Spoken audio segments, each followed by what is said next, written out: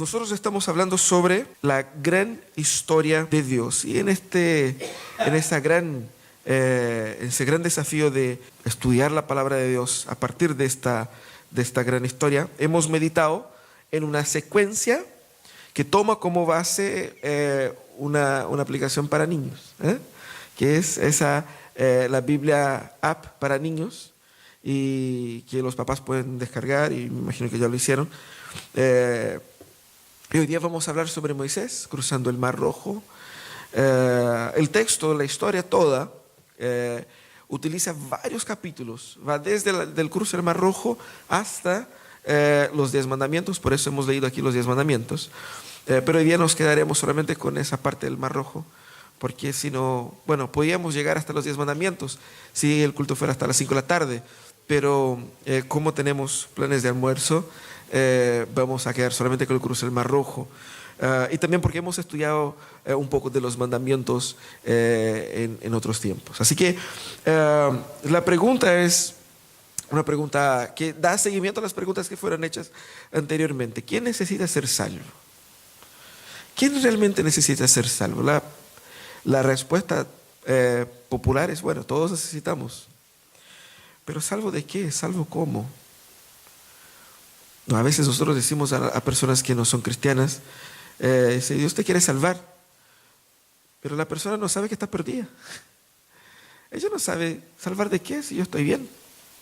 Yo estoy bien. Cuando hablamos de salvación, a veces utilizamos muchas jergas y muchos modismos bien evangélicos, y no sabemos explicar bien a la gente de qué estamos hablando.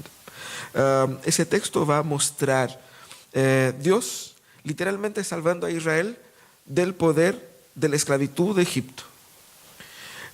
Y esa historia, no solamente una historia marcante, pero también es una historia que simboliza, que refleja la liberación de Dios del poder, la liberación de nosotros, que Dios obra en nosotros del poder del pecado, de la esclavitud del pecado. Hay paralelos claros en esta salvación histórica de la salvación que el Señor obra espiritualmente en nuestras vidas. Y ahí vamos a conversar un poco sobre eso. Pero obviamente que si estamos aquí es porque de alguna manera creemos que necesitamos ser salvos, o que hemos sido salvos, que el Señor nos ha salvado, contamos con eso, vivimos eso, de acuerdo a eso. Y creemos nosotros que nosotros no estamos trabajando para ello, sino que el Señor hizo todo lo necesario para salvarnos, y nosotros somos por fe salvos en Cristo Jesús. Ahora, entendamos eso un poquito mejor. Desde la caída el Señor ha estado diseñando la historia de redención, la historia de salvación, ¿cierto? El Señor ha construido ahí este camino para mostrar que la redención que se concreta en Jesús, ella tuvo un proceso, y nosotros somos parte de esa historia. Para que nosotros pudiéramos estar aquí hoy día sentados, escuchando y estudiando ese texto, muchas cosas tuvieron que pasar, que darse. Es importante entender eso, entender cómo la salvación llegó hasta nosotros hoy día, hasta el punto en que yo les pueda decir que Dios te salva. Para decir esto, tuvo que pasar un montón de cosas, varios procesos. Entendiendo ese proceso, yo entiendo de qué Dios me está salvando, para qué y qué es lo que esto significa. Eso es fundamental para que nosotros podamos decir que somos cristianos. Un momento clave y simbólico de esa historia es la liberación de Israel de Egipto. Siempre en el Antiguo Testamento, cuando Dios se va a referir a salvación, Él va a referirse así como el Dios que con su mano poderosa te libró de la esclavitud de Egipto.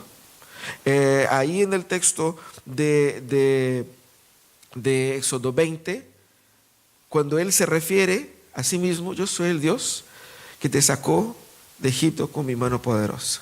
Y luego entonces da los 10 mandamientos. ¿Por qué hace eso? Para mostrar que Él es el Salvador. ¿Y qué es lo que eso significa? Eso es lo que vamos a ver hoy día.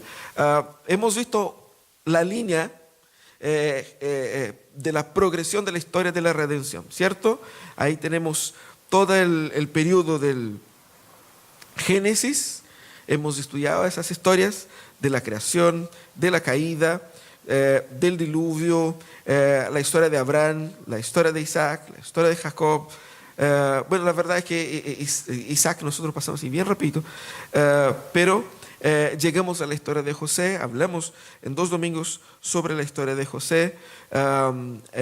Después, terminando el libro de Génesis, empezamos el libro de Éxodo y ahí empezamos a escuchar la historia de Moisés, el llamado de Moisés, el periodo de las plagas en el Egipto y luego el Éxodo, ¿no? O la salida, que comprende todo ese periodo. Entonces nosotros llegamos al libro de Éxodo, que es el segundo libro de la Biblia. Ahora, vamos a resumir eso de otra forma, para que podamos mostrar cómo eso llega hasta nosotros, ¿no? Tenemos en el Antiguo Testamento toda esa historia, esa progresión, que nace ahí con la creación, con la caída, luego el pacto de Dios con Abraham, el Éxodo y la ley con Moisés, que son momentos claves, marcantes. Bueno, luego viene el reino de David, luego viene la caída de Jerusalén y el regreso de los exiliados para Jerusalén. ¿Por qué esos son marcos importantes? Porque todo eso fue preparando el camino para la llegada de Jesús.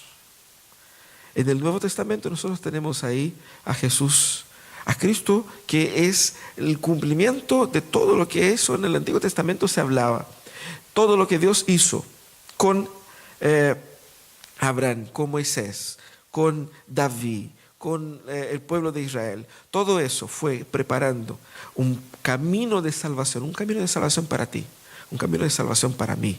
Cuando miras a tus problemas, hemos comentado aquí, ¿no es cierto? ¿Quién tiene problemas en la vida? Cuando pensemos en la solución para esos problemas, tenemos que entender que la solución para esos problemas ha sido desarrollada durante todos estos años. La solución para tu problema no es un poco más de plata, no es un poco más de tiempo, no es la solución de un conflicto personal. La solución de tu problema es más profunda de lo que imaginas. Y fue trabajada por Dios históricamente y llega a nosotros a través de Jesús. Por eso es importante entender ese proceso. Así que estamos ahí en el libro de Éxodo hablando sobre Moisés. Moisés, como hemos visto, fue llamado por Dios. Él no quería ir en un primer momento, pero Dios lo convenció. Y ahí él fue y liberó el pueblo de Egipto a través de las 10 plagas que estudiamos la semana pasada. Cada una de las plagas representando el juicio de Dios contra una divinidad egipcia. Luego él sale con el pueblo y está en ese momento. Hoy día vamos a estudiar ese momento clave donde el Señor va librando el pueblo del dominio del faraón, y es un momento clave. Abra su Biblia ahí en Éxodo 14. Vamos a leer paso a paso ahí. La primera parte que nosotros tenemos en esa historia, que es una historia bien emocionante, es Dios armando un plan. En nuestras Biblias dice lo siguiente: habló Jehová a Moisés diciendo: di a los hijos de Israel que den la vuelta y acampen delante de Pi Hairot, entre Migdol y el mar, hacia Baal Zephón. Delante de él acamparéis junto al mar. Porque Faraón dirá de los hijos de Israel: encerrados están en la tierra, y el desierto los ha encerrado. Yo endureceré el corazón de Faraón para que los siga, y seré glorificado en Faraón y en todo su ejército, y sabrán los egipcios que yo soy Jehová. Y ellos lo hicieron así. Dios entonces arma un plan y prepara con Moisés. Y a veces Dios complica las cosas, y eso es lo que Dios estaba haciendo, ¿cierto? El pueblo había salido, el faraón había dado el permiso, y ellos estaban caminando cerca del camino o por la ruta que daba al camino más rápido hacia el otro lado. Pero el Señor va y llama a Moisés y dice: mira, dile a los israelitas que den la vuelta, y que en vez de ir hacia la tierra prometida, vayan al lado opuesto, que deambulen por el desierto, porque ahí el faraón va a pensar que ustedes están desorientados y va a venir encima de ustedes, y yo les voy a mandar encima de ustedes. ¿Qué plan? ¿Ah? Hermoso. Imagínense, cuando estamos hablando de faraón, estamos hablando de la potencia, de la mayor potencia militar de aquel tiempo, y el pueblo que estaba saliendo era obviamente un pueblo que no tenía la más mínima condición de pelear, no tenían armas, por ejemplo. Entonces, era un plan así bien interesante desde el punto de vista humano, una locura. Y imaginen ustedes, nosotros no tenemos aquí los detalles, ¿no?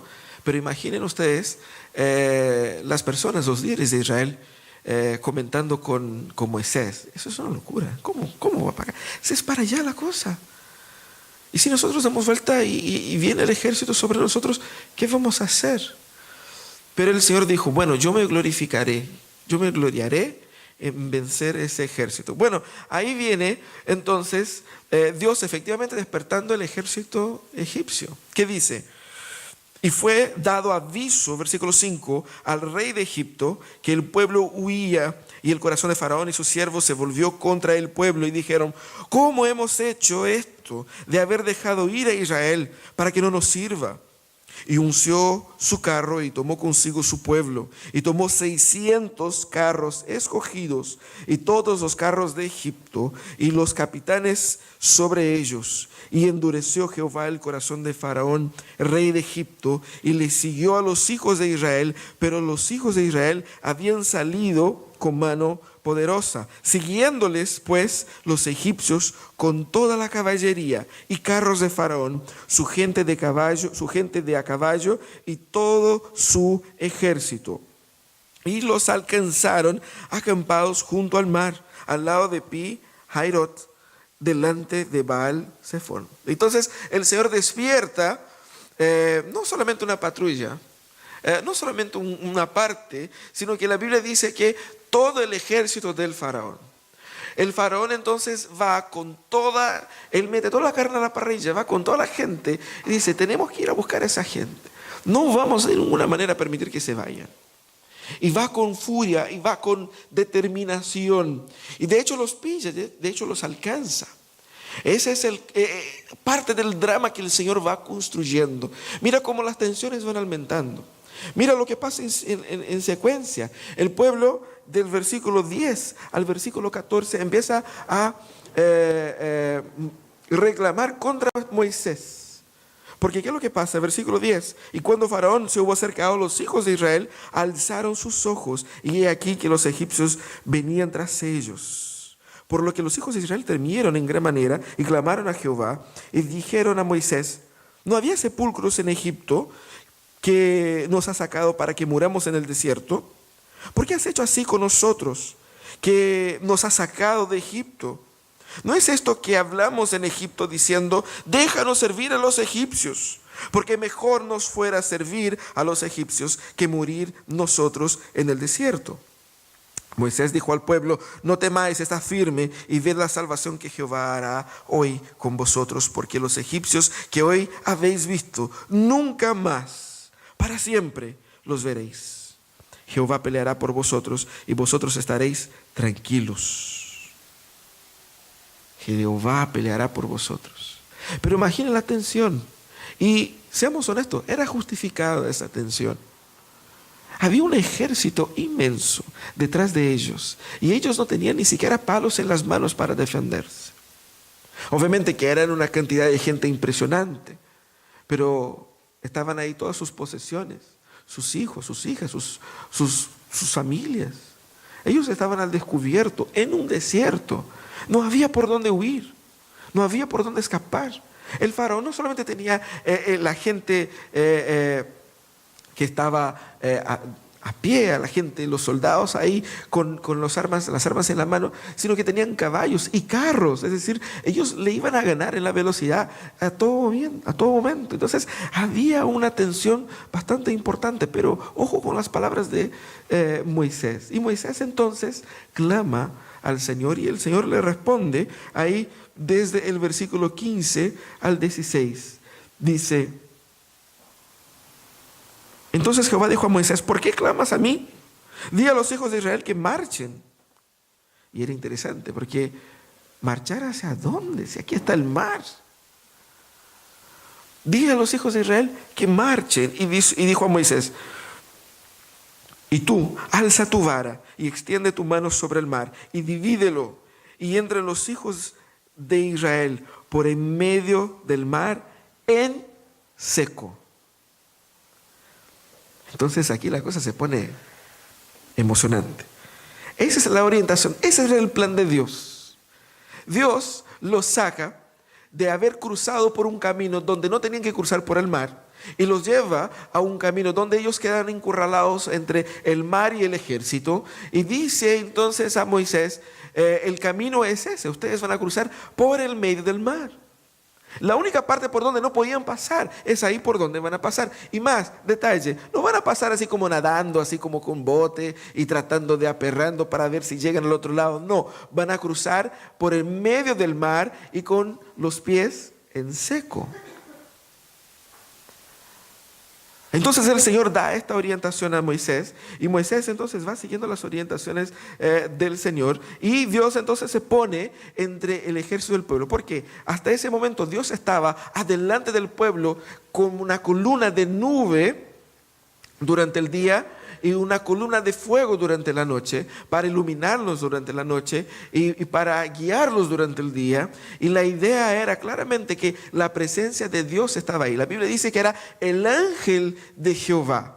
Dios mismo estaba con ellos y se manifestaba a ellos de forma visible. Ellos podían ver una columna de nube que no era como una nube cualquiera. Una columna de nube, y ellos sabían que esa era la presencia de Dios. ¿Qué es lo que pasa? Aquí en los versículos siguientes, Dios entonces, en vez de estar adelante de ellos, les dije, vayan derechito y yo me pongo detrás de ustedes. Y les dice ahí de los versículos 19 y 20. Y el ángel de Dios que iba delante del campamento de Israel se apartó e iba en pos de ellos. Y asimismo la columna de nube que iba delante de ellos se apartó y se puso a sus espaldas, e iba entre el campamento de los egipcios y el campamento de Israel. Y era nube y tinieblas para aquellos, y alumbraba a Israel de noche, y en toda aquella noche nunca se acercaron los unos a los otros. Qué fantástico esa escena. Imaginen ustedes por un momento. La presencia de Dios en una columna de nube se pone entre el ejército egipcio y el pueblo de Israel. Todo esto, toda esa escena se pasó durante la madrugada. Y el pueblo estaba cruzando, habían 2 murallas de agua separando el mar en 2, y el pueblo estaba protegido porque Dios se puso detrás de ellos, impidiendo que el ejército llegara. El ejército estaba ahí, y el ejército los había pillado si Dios no hubiera estado ahí. Pero la Biblia dice que Dios, la presencia de Dios mismo estuvo ahí, siendo para el ejército oscuridad. El Señor oscureció la noche, de manera que ellos no podían ver hacia dónde caminaban y no podían alcanzar el pueblo de Israel, que caminaba lento. Obviamente estamos hablando de gente caminando a pata, con familias, con niños, con todo, con muebles, con todo lo que ellos tenían. Pero a la vez el Señor alumbraba a los hijos de Israel para que ellos pudiesen ver, y a la vez también el Señor oscurecía el camino de sus enemigos. Dios es luz para su pueblo y oscuridad para aquellos que lo rechazan. Qué fantástica imagen nosotros tenemos ahí. El Señor va entonces en la protección de su pueblo, guiando su pueblo, y la historia sigue. En los versículos 21 y 22 dice: y extendió Moisés su mano sobre el mar, e hizo Jehová que el mar se retirase por recio viento oriental toda aquella noche, y volvió el mar en seco, y las aguas quedaron divididas. Entonces los hijos de Israel entraron por medio del mar en seco, teniendo las aguas como un muro a su derecha y a su izquierda. Y ese es como el Señor va abriendo el camino, y literalmente ellos pasaron así, cruzando el mar bajo la protección del Señor. El Señor trajo un viento, aquí dice un viento oriental, un viento muy fuerte, muy imponente, y abre literalmente el mar. El Señor hace lo imposible a los ojos de ellos, pero después que el pueblo estaba terminando de pasar, terminando de cruzar, ya por la mañana, el Señor entonces va guiando todos los pasos para que los egipcios no los pillasen. Lo que pasa es que los egipcios seguían detrás del pueblo de Israel, y durante el periodo en que los egipcios estaban en medio del mar, ¿qué es lo que hizo el Señor? Ahí en los versículos 23 a 25 dice: y siguiéndolos, los egipcios entraron tras ellos hasta la mitad del mar, y toda la caballería de Faraón y sus carros y su gente de a caballo. Versículo 24: aconteció la vigilia de la mañana que Jehová miró al campamento de los egipcios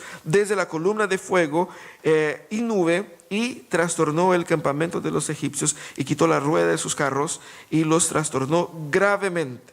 Entonces los egipcios dijeron: huyamos de delante de Israel, porque Jehová pelea por ellos contra los egipcios. ¡Qué genial!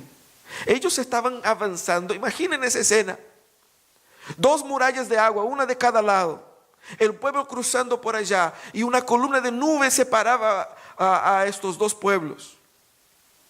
Y ellos con carros, con caballos, con soldados, con generales, con gente, toda la gente armada, determinada, gente capaz de ir y derrotar a aquellos, o a rescatar a aquel pueblo.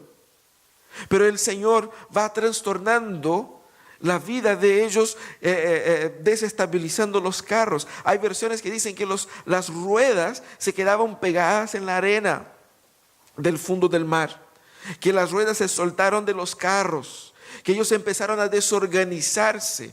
Y usted imagina, en una marcha, si el que está adelante se cae, todos los que vienen detrás pasan por encima, y genera ese caos, y empiezan a desordenarse entre ellos. Entre ellos mismos se estaban perdiendo, y el caos era tanto que ellos dijeron así: oye, ¿sabe qué? Esa cuestión es sobrenatural.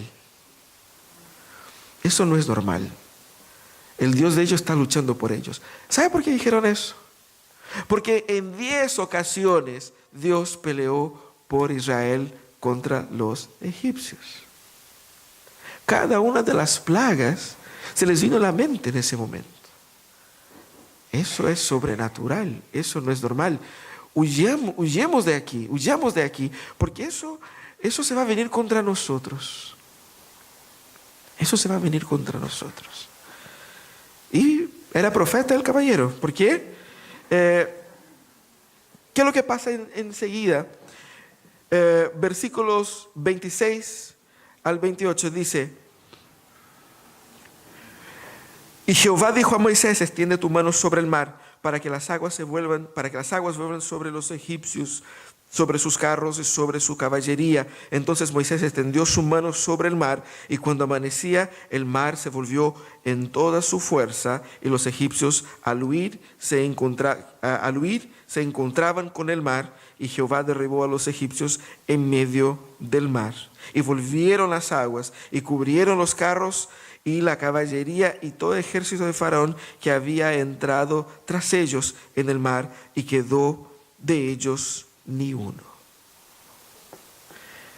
El Señor entonces, a través de su poder, hace con que todo su ejército, todo este poder humanamente invencible, quedara en nada. No solamente quedara en nada, quedara en lo ridículo. ¿Cómo puede ahogar todo un ejército de una? ¿Cómo puede permitir, pensando desde la perspectiva militar, cómo puede permitirse una derrota de este porte contra un pueblo que no te tiró ni siquiera una flecha? Un pueblo que no tenía ni siquiera una espada, y que no hizo nada más que huir, y aún así perder todo su ejército de una. La gran derrota de Egipto demostraba la gran victoria de Dios sobre todos aquellos que rechazaban a Yahvé como el Dios verdadero. Y el texto termina ahí cerrando, y ese cierre es muy importante. Dice: así salvó Jehová aquel día a Israel de mano de los egipcios, e Israel dio a los egipcios muertos en la orilla del mar. Y vio Israel aquel grande hecho que Jehová ejecutó contra los egipcios, y el pueblo temió a Jehová, y creyeron a Jehová y a Moisés su siervo. Creyeron a Jehová y a Moisés su siervo. Ahora yo les hago esa pregunta: ¿por qué Dios salvó al pueblo de esa manera? ¿Por qué Dios hizo todo esto? ¿Por qué crear ese drama tan grande? ¿Por qué una demostración de fuerza tan especial? Dios podía simplemente poner en el corazón de los egipcios: dejan esos israelitas para allá. Ya se fueron, así que chao. ¿Para qué la pelea? ¿Para qué cruzar por el mar? ¿Para qué salir como salieron? ¿Qué quería Dios con eso? Dios es mucho más inteligente de lo que nosotros imaginamos. A veces nosotros reputamos a Dios así como juzgamos a Dios por nuestra inteligencia. Lo que es una ofensa, ¿no es cierto? Porque nuestra inteligencia queda en deuda con la inteligencia de otros seres humanos, mucho menos con la de Dios. Entonces, pensemos, busquemos en el texto algunas respuestas de por qué Dios quiso salvar al pueblo como lo hizo. La primera cosa es, obviamente, para mostrar que solo Yahvé es Dios. No solamente para mostrar a los egipcios que solo Yahvé es Dios, pero también para mostrar a su propio pueblo que solo Él es Dios. ¿Ustedes se acuerdan del primer mandamiento? ¿Cuál es el primer mandamiento que hemos leído aquí? ¿Cómo? ¿No tendrás? Ese mandamiento es clave y es la base de todos los demás. Y todo lo que el Señor ha hecho en Egipto es para mostrar que solo Él es Dios. No hay salvación sin la comprensión de que solo Él es Dios. ¿Qué es lo que significa eso? Significa que no hay ninguna otra fuerza, ninguna otra manera, ninguna otra solución para nuestra vida que no provenga de Jehová. Eso es lo que Él está hablando. Él va a mostrar eso diciendo: yo por mi parte endureceré el corazón del faraón para que él los persiga, y voy a cubrirme de gloria a costa del faraón y de todo su ejército, y los egipcios sabrán que yo soy el Señor. La lógica aquí es la siguiente: al destruir al pueblo de Israel o a esclavizar al pueblo de Israel, Egipto estaba diciendo: nuestros dioses son superiores a tus dioses. Nuestro Dios es más grande y más fuerte que el tuyo, porque el tuyo no te puede librar de mi mano. Mis dioses van a garantizar que yo siga por encima de ti. En el mundo antiguo, donde una nación oprimía y sujetaba a la nación vecina, era una declaración de que sus divinidades eran más fuertes y más poderosas. Lo que el Señor está mostrando a través de esa gran liberación es que Él es superior, Él y Él solito. Él solito, sin la necesidad de un ejército, sin la necesidad de armas, sin la necesidad de generales, sin la necesidad de caballos, de carros y de toda la parafernalia que puedan utilizar los ejércitos de aquel momento. Él y Él solito es Dios. Es Dios no solamente de los egipcios, de los israelitas, pero es Dios sobre todos los egipcios y sobre todo el mundo. Eso es lo que Dios estaba tratando de decir. Por eso Él tenía que utilizar todo ese proceso de una manera bien didáctica para decir eso. Dios estaba entonces mostrando que Él controla todo el proceso. Fíjense, Él arma un plan. Él dice a Moisés: no vayan por acá, vengan por acá, que yo voy a hacer así, así, así. Ellos van a venir, luego yo les voy a proteger, luego ustedes van a cruzar de esta forma, y cuando terminen de cruzar, esto va a pasar. El Señor estaba controlando todo el proceso. El Señor estaba controlando y guiando al pueblo del inicio al final, y no hubo nada que quedara a la habilidad o al poder humano de ejecución. El Señor complicó toda la historia exactamente, intencionalmente, para mostrar su poder. Para que nosotros entendamos que es Dios quien nos libra, no soy yo. No es por su obediencia, no es porque te portas bien, no es por tu buena onda que Dios te ama. Es porque Él es Dios y Él quiere hacerlo, y punto. Cuando Él complica nuestra historia, normalmente es para que nosotros pongamos nuestros ojos en Él. Porque a veces, cuando las cosas están muy fáciles, nosotros quitamos la mirada de Dios, porque pensamos: no, sí, yo me arreglo aquí, con eso puedo. Pero cuando algo es muy difícil, cuando uno se ve sin salida, cuando uno se ve entre el mar y el ejército, uno empieza a cuestionar: Señor, ¿qué onda? Y de repente uno va viendo la historia y ve que uno está en esa situación porque el Señor la puso ahí.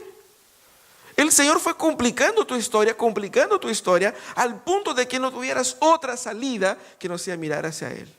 Y decir, Señor. Y ahí entonces reconocer que fuiste orgulloso. Fuiste orgulloso al pensar que en los momentos donde era más fácil, pensaste que podías salirse con ello. Y no es así. El Señor entonces complica la historia para mostrar su poder y el Señor hace lo imposible intencionalmente. El Señor no quería librarlos de la manera más fácil. El Señor quería librar a Israel de una manera que Israel se recordara por siempre que si no fuera por el Señor, habríamos sido destruidos. Solo el Señor pudo hacer lo que se hizo en aquella noche. Solo el Señor pudo librar a Israel como lo libró de aquella manera. Y eso para decirnos que solo el Señor te puede salvar a ti. Y la manera como Él lo hizo fue sobrenatural. La encarnación del Mesías, concebido por el Espíritu Santo, viviendo sin pecado, el justo muriendo por los injustos. Y mientras nosotros lo crucificábamos, Él intercedía por nosotros. Y todo eso para ofrecernos vida. El Señor hace lo imposible intencionalmente para que nosotros no nos olvidemos de que solo Él es Dios. Solo Él es Dios. Solo Él es Dios. Así que la salvación es un llamado a reconocer a Dios como único digno de adoración. Para eso somos llamados. Para entender que mi vida tiene que derramarse en Él. Yo vivo para Él. Y reconocer que solo Él es Dios es la consecuencia de una persona que encontró la salvación. La salvación no es solamente para librarte del infierno. Salvación es para encontrarse con Él. Ahora, la segunda razón por la que el Señor salvó al pueblo de la manera como salvó era para mostrar nuestra incapacidad de salvarnos a nosotros mismos. Y eso está clarísimo en el texto. Él dice ahí en el texto, entonces le reclamaron a Moisés, ¿acaso no había sepulcros en Egipto que nos sacaste de allá para morir en el desierto? ¿Qué has hecho con nosotros? ¿Por qué nos sacaste de Egipto? Ya en Egipto te decíamos, déjanos en paz, preferimos servir a los egipcios. Mejor nos hubiera sido servir a los egipcios que morir en el desierto. El pueblo no creyó en Moisés, el pueblo no creyó en Dios. Al final terminó yendo, pero terminó yendo así como que yo voy, pero esa cuestión no va a funcionar. Usted conoce gente así, ¿no? Eso no va a funcionar, eso no va a resultar. Yo voy, pero eso no va a funcionar. Y estaban ahí. En el primer problema dijeron, mira, ¿no dijimos? ¿Qué es lo que te dijimos allá? Déjanos servir a los egipcios. El pueblo estaba profundamente arrepentido. Y si estaba arrepentido es, en primer lugar, porque ellos no creían que Dios tenía el poder de sacarles de aquella situación. Segundo, ellos no creían que Moisés tenía el poder de la parte de Dios para hacer cualquier cosa. Lo que ellos veían era un ejército y sus manos vacías. Ellos estaban botados a su propia suerte, porque ellos no creían en Dios. El Señor los condujo hasta ese momento para que ellos aprendiesen que ellos tienen un Dios. Ojo, el Señor obviamente se está mostrando hacia el Egipto, pero el Señor se está mostrando hacia el Egipto y hacia Israel, para que Israel no se olvidara de cómo fue que Dios los salvó. Y no pensara en el futuro, como Dios mismo dijo, en el futuro van a pensar que nosotros mismos nos salvamos. Nos arreglamos y hicimos la movida y nos revoltamos y nos fuimos. Y ahí conquistamos esa tierra. Porque uno sabe cómo es el cuento. En el futuro iban a decir, nosotros éramos esclavos en Egipto, pero nuestros antepasados, nuestros padres, fueron héroes y pelearon contra los egipcios. Se levantaron contra aquella nación y aún siendo esclavos, vencieron y conquistaron esa tierra y nos dieron esa buena vida que nosotros tenemos. Eso era lo que ellos iban a contar a sus hijos. Si hubiesen pasado por el camino más fácil, si hubiesen llegado a la tierra sin ninguna pelea. Eso es lo que pasa en nuestras vidas. Cuando vivimos vidas sin luchas, sin problemas, terminamos echando las glorias para nosotros. No, que fui yo que me saqué la mugre en la universidad. Yo que me saco la mugre trabajando para conquistar ese sueldo que me mantiene la familia. Yo que por años ahí estuve trabajando. Y yo que la hice, y yo que la conseguí. Y yo que aperré.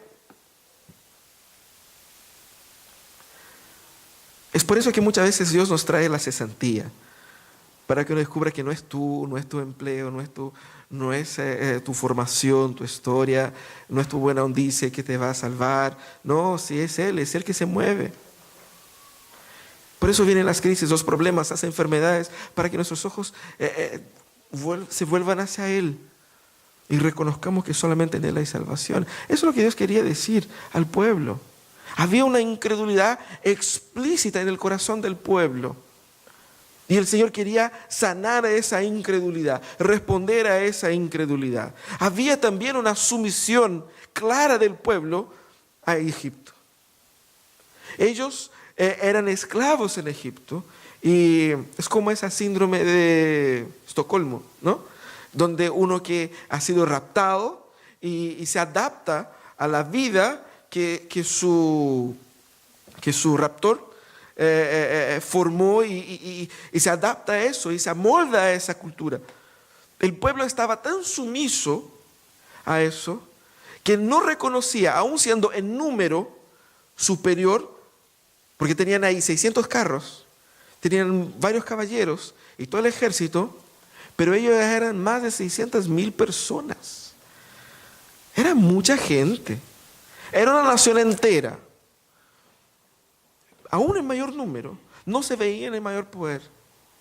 Porque ellos estaban acomodados con la idea del poderío de ellos sobre Israel. Egipto representa la esclavitud. La esclavitud en Egipto simboliza la esclavitud nuestra al pecado. Y muchas personas están tan acomodadas, tan adaptadas a un estilo de vida pecaminoso, que cuando el Señor les quiere salvar, uno dice, no me salve, déjeme aquí. Déjeme feliz. Yo sufría, pero era más seguro ahí. Adaptado al pecado.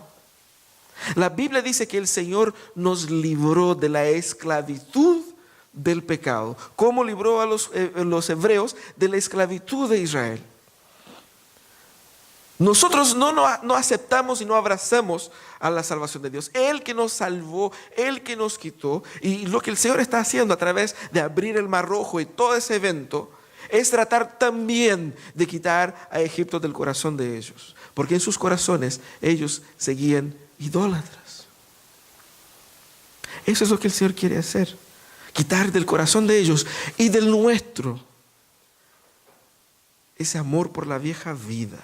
Ese amor por la vida de pecado, por la esclavitud, esa síndrome de Estocolmo que muchos cristianos todavía viven con eso.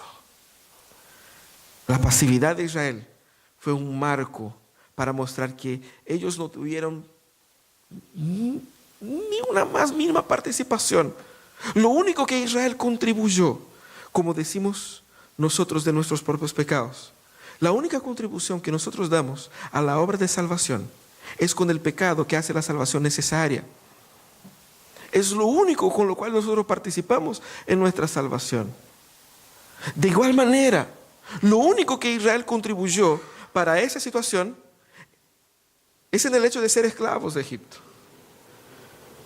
Nada más. Todo el resto lo hizo el Señor. El Señor llama a Moisés, el Señor manda las plagas, el Señor saca el pueblo, endurece el corazón del faraón, el faraón los persigue, derrota al faraón y lleva el pueblo al otro lado. El Señor lo hizo todo.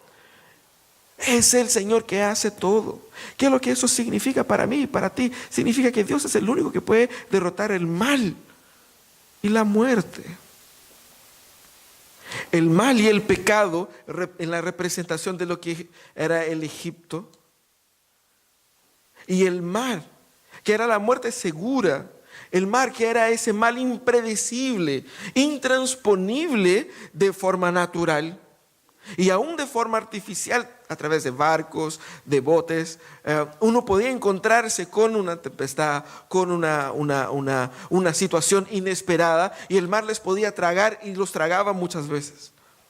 Más encima, un pueblo que no tenía ninguna estrategia, ninguna tecnología marítima. ¿Cómo cruzar el mar si no tenemos ni siquiera un barquito? Y si somos miles.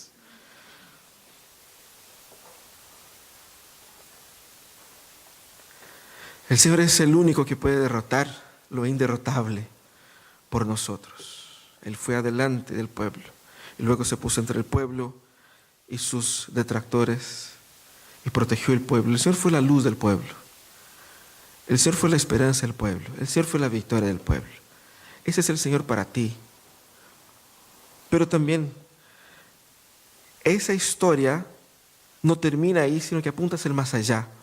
El Señor hizo lo que hizo para conducir su pueblo o su plan redentor en la historia. El Señor tenía un plan, y el plan de Dios incluye a nosotros y era para llegar a nosotros.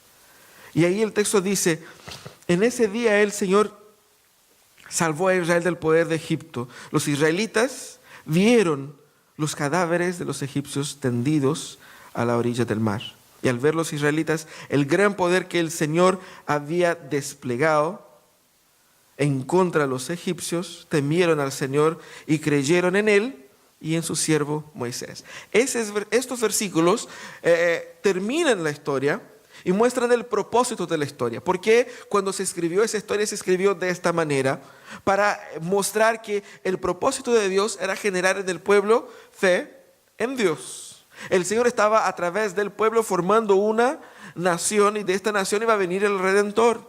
Las leyes que Dios iba a dar al pueblo eran leyes que iban a mostrar al mundo el Dios bueno que ellos tenían, el Dios sabio que ellos tenían, el Dios de amor. Israel había sido llamado para ser luz para las naciones, para que la gente encontrase en Israel el Dios verdadero y ser salvos. De igual manera, el Señor trabaja en la vida de ellos para enseñarles eso. Y eso es interesante. La forma dramática con la que Dios conduce la salvación era para marcar sus corazones, para marcar su historia, para que ellos pudieran contar a sus hijos cómo Dios nos salvó. Nosotros solo somos un pueblo porque Dios cambió nuestra historia. Nosotros somos lo que somos porque Dios hizo esto. Y si no fuera por Dios, nosotros no estaríamos aquí. Por eso Dios impuso el drama en esa historia. Por eso el Señor impuso la manera dramática como lo saca de Egipto, para de una forma pedagógica quedar marcado en sus mentes y en sus corazones. Y así puede dar testimonio en las generaciones siguientes. También el Señor quiere formar un pueblo que crea en Él con todo su corazón, para que a través de esta nación Él pudiera no solamente ser luz para la salvación de la gente de aquella época o de aquellas épocas, pero consolidar un pueblo a través del cual iba a venir aquel que sería así la salvación para todos nosotros. El Señor entonces respalda a Moisés como su profeta. Y eso es importantísimo, porque Moisés iba a conducir el pueblo por 40 años más. Entonces era muy importante que la gente creyera en Moisés. Y todo lo que el pueblo pasó ahí es una enseñanza para nosotros. El Señor está construyendo la historia. El Señor está usando personas para que la historia de la redención llegase hasta nosotros. La salvación aquí la vemos Dios primero salvando al pueblo y luego les da la ley. ¿Por qué ese orden? Porque el pueblo no es salvo por la ley, sino que el pueblo es salvo para la ley. El pueblo no fue salvo porque obedeció a Jehová. El pueblo no fue salvo porque aplicó los mandamientos de Jehová, sino que el Dios primero salva al pueblo y luego le da la ley. Ustedes son salvos para obedecer.